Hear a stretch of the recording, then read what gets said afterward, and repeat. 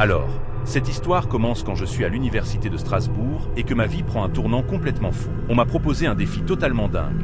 Passer une semaine dans la maison la plus flippante qui soit, la maison Reading. Victor Blackwood, un milliardaire excentrique avec un goût prononcé pour le macabre. Il nous propose une somme énorme pour qu'on passe une semaine dans cette maison maudite. L'objectif, prouver ou réfuter l'existence des fantômes.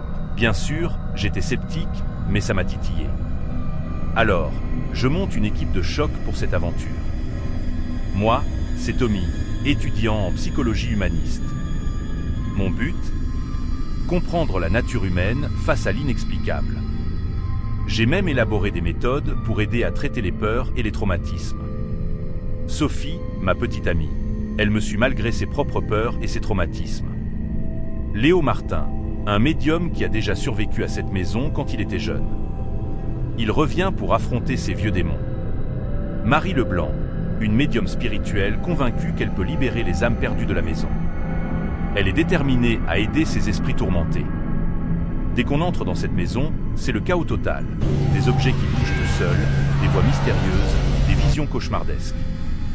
La maison semble vivante et joue avec nos plus grandes peurs. J'essaie de garder mon calme et d'utiliser mes connaissances en psychologie pour comprendre ce qui se passe, mais la maison commence à défier toutes mes théories. Sophie, elle est hantée par des visions terrifiantes.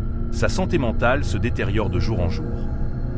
Marie, elle entre en contact avec des esprits, mais ceux-ci sont bien plus sinistres qu'on ne l'imaginait. Léo, il utilise ses pouvoirs psychiques pour nous protéger et tenter de déchiffrer les mystères de la maison. Chaque jour devient de plus en plus intense. On découvre que le propriétaire de la maison, Henry Reading, était un psychopathe qui a conçu la maison pour maximiser la souffrance et les énergies négatives. C'est un véritable enfer. Dans un dernier affrontement entre psychologie et surnaturel, on réalise que l'esprit de Reading est toujours là, contrôlant la maison.